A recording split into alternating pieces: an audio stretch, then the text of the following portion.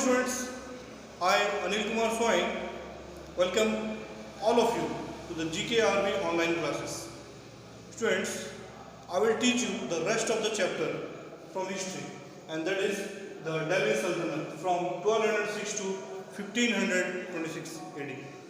In the previous class, we studied about the different dynasties who ruled the Delhi Sultanate from different centuries. So, in the previous chapter we studied that how Delhi became an important city, important landmark in the Indian history. Prior to the 12th century, Delhi was not the capital of the Indian subcontinent, not a major place.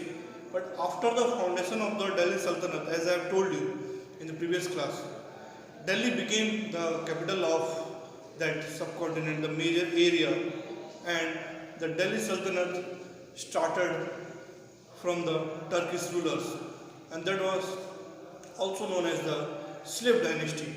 The first dynasty, students, to rule the Delhi Sultanate was the slave dynasty. They were also known as the Mamluks. Then second dynasty to rule Delhi Sultanate after them was the Khaljis.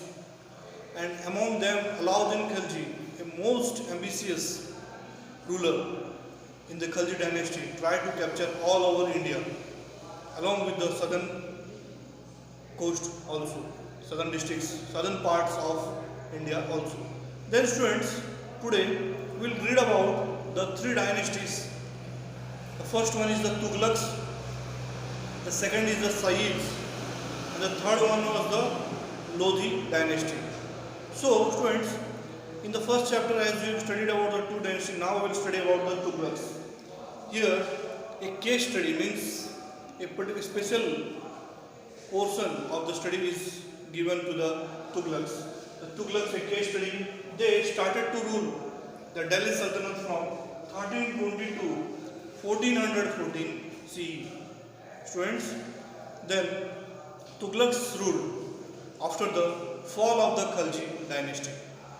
They ruled from 1320 to 1414 CE. Under them, the Sultanate reached its zenith and then disintegrated. Students, what happens with the kingdoms? They once reached their zenith, they control most of the parts of the country, like India, but a time comes when they disintegrate into different kingdoms, small kingdoms. What could be the major reason? The major reason may be that the insiders, like their own brothers, own relatives, their own nobles, they might create some conflict inside the kingdom, or some foreign invasions may come and they try to capture the kingdom. This type of things happen when they usually disintegrate. They don't rule for more than 100 or 200 centuries, but for a short period. So, in this case, under them the Sultanate reached its zenith. Then Muhammad bin Tughlaq succeeded his father in 1325 CE. Then students, in 1325 CE. Then, after him, what was the situation of Delhi? We will study about Muhammad bin Tughlaq in detail. Then students, Muhammad bin Tughlaq from 1325 to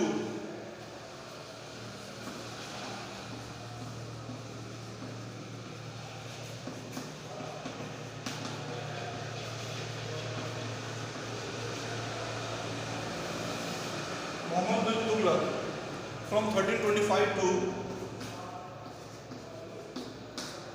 he ruled from 1325 to 1351.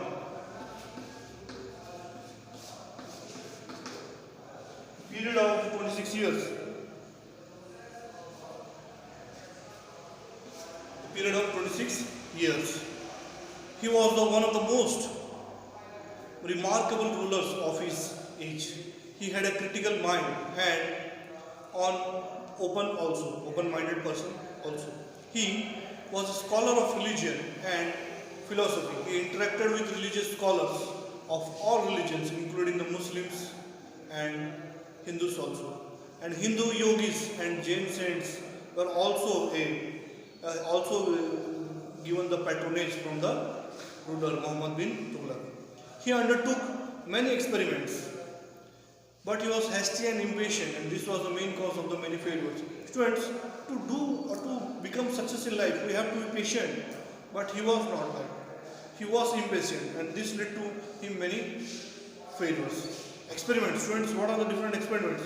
That Muhammad bin Tughlaq wanted to bring the entire South India under his reign, under his direct control from Delhi. He thought that he could control South India from Devagir better. Devagir is a place. So he decided to make Devagir, Daulatabad, Maharashtra, his second capital. Students, listen, as Delhi was the capital, but he wanted to control South India and make one of his kingdoms, empires, to extend his empire. So he made a second capital, that is called Devagir.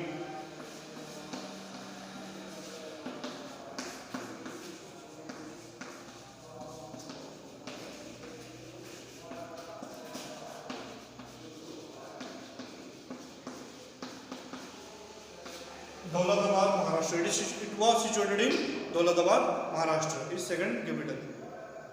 He ordered officers and important men to shift from Delhi to Devagir. He did not shift rest of the population. He built a road and set up rest houses from Delhi to Devagir. But the journey was too long and many people died during the travel. Students, nowadays we have our vehicles, automobiles, flight.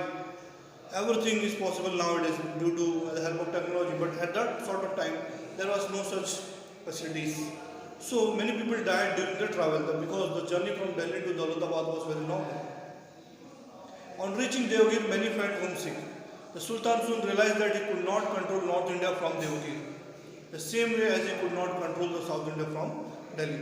So he came back to Delhi, and there were some who said he was abandoned and ruined Delhi and transferred his capital to Devagir. Why did some people think like this? Read the text given below. We will read about that. Zayuddin Bahrani. So there is a name of the person, Ziyauddin.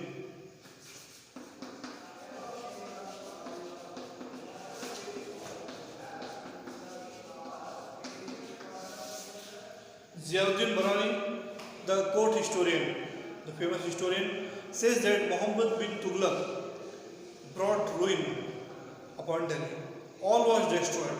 Each one was forced to move. So, complete was the ruin that a cat, not a cat or a dog was left among the buildings of the city. So, this was the condition of Delhi due to some failure works done by Muhammad bin Tughlaq.